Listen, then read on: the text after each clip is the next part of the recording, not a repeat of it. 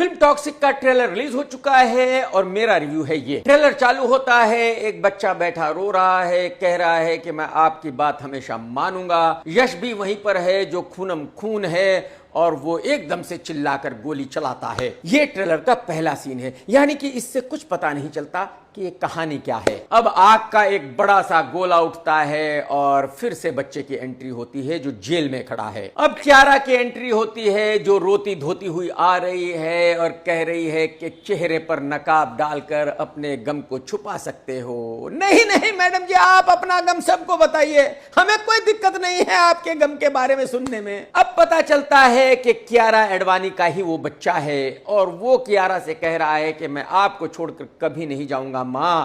और क्यारा एकदम वायलेंट होकर चिल्लाती है, बेवकूफ की तरह चिल्लाती है, एक इडियट की तरह चिल्लाती है। अब नयनतारा एक बच्चे से कहती है कि मेरी बस एक ही ख्वाहिश है कि तुम्हें इस शहर पर राज करना है। अगर आपको याद हो तो केजीएफ में भी एक मां ने अपने बच्चे से यही कहा था कि तुम्हें इस शहर पर राज करना है। तो एक तरह से देखा जाए तो ये कहानी वही है जो केजीएफ की है, लेकिन जाहिर सी बात है सेम कहानी पर तो ये फिल्म नहीं बनाई जा सकती। तो कुछ घुमाया होगा, कुछ तोड़ा मरोड़ा होगा, तब इस फिल्म की कहानी को लिखा गया होगा। अब एक्शन होने लगता है, गोलियां चलने लगती है, अब विलन भी आता है, हीरो और विलन आमने सामने आते हैं और कहते हैं कि तुम मेरी सिटी में क्यों आया, वगैरह वगैरह। अब भारी भरकम हुमा कुरैशी की एंट्री होती है, खाली एक झलक दिखाई जाती है, कोई डायलॉग नहीं है।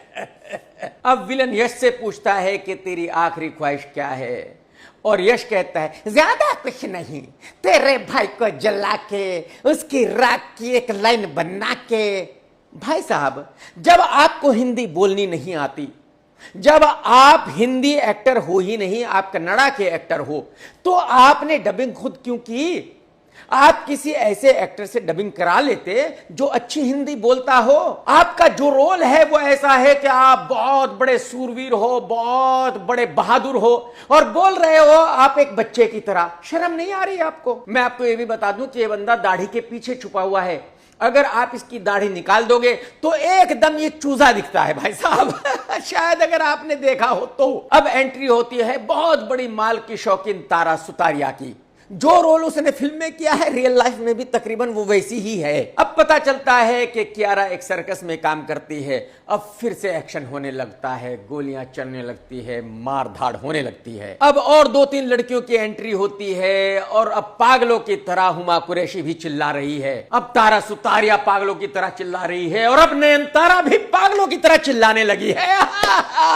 यह फिल्म इतनी कमाल की है जिसमें 5-6 लड़कियां हैं और सब की सब बेवकूफ की तरह चिल्ला रही हैं। जैसे ही इन लड़कियों का चिल्लाना खत्म होता है, फिर से यश की एंट्री हो जाती है, फिर से गोलियां चलने लगती है, फिर से मारकाट चालू हो जाती है, फिर से एक्शन चालू हो जाता है। इससे ज्यादा कुछ इस फिल्म में हो भी नहीं सकता। अब फिर से यश के सामने एक और लड़की आती है और यश उससे पूछता है कि क्या मैं आपको सिविलाइज लगता हूं? फिर से कुछ लड़कियां हंसने लगती है, चिल्लाने लगती है, फिर से एक्शन चालू हो जाता है, फिर से मारकाट चालू हो जाती है, गोलियां चलने लगती है।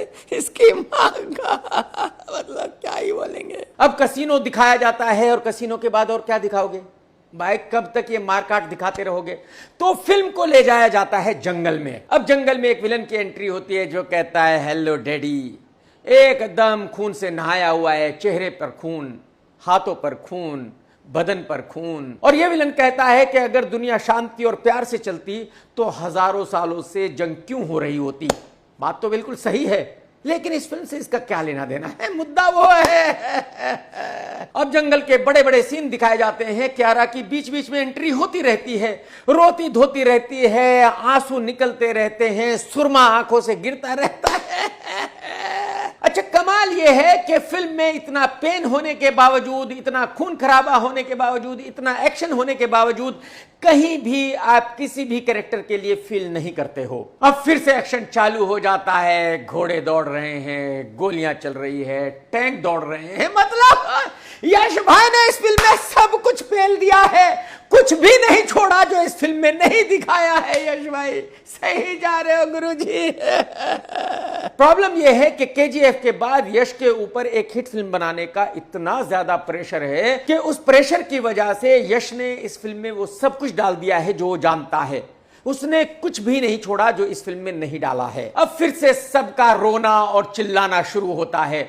विलन भी चिल्ला रहा है, रो रहा है, यश भी चिल्ला रहा है, रो रहा है, सारी लड़कियां भी चिल्ला रही है, रो रही हैं। ट्रेलर को मैं देखकर कह सकता हूं कि 4-5 तो शायद मेल लड़कियां हैं और मेरे ख्याल में 4-5 और भी लड़कियां हैं। शायद इस फिल्म में 10 लड़कियों से ज्यादा है। यानी कि यश ने कसम खा ली थी कि इस फिल्म को बनाने के दौरान ही जिंदगी के सारे मजे लूट लेने हैं, जिंदगी की सारी ऐश इसी फिल्म के दौरान कर लेनी है।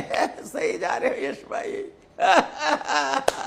और जो एक कमी रह गई थी वो भी यहां यश भाई पूरी कर देते हैं। अब फाइटर जेट्स भी आ गए हैं, बमबारी भी होने लगी है। भाई क्या क्या पेल दिया है कि फिल्म में गुरुजी। और अब आखिरी सीन में यश तो पड़ा हुआ है, लेकिन जो विलन है वो कलाबाजियां कर रहा है। आप इस फिल्म के क्लाइमैक्स की गंभीरता को देखिए कि आखिरी सीन में विलन कलाबाजियां कर रहा है।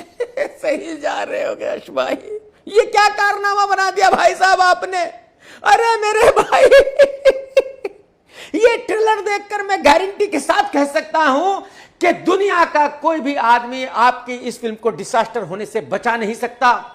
जो भी कोई इस फिल्म को देखने जाएगा थिएटर में, भाई साहब जब वो बाहर निकलेगा तो मैं गारंटी के साथ कह सकता हूं कि वो पागल हो चुका होगा। इस फिल्म को देखने के बाद हर एक आदमी को सीधे मेंटल हॉस्पिटल में भर्ती होना ही होगा। इसके अलावा किसी के पास कोई चारा नहीं होगा। भाई साहब मुबारक हो, एडवांस में मुबारक हो सुपर डुपर डिजास्टर फिल्म की।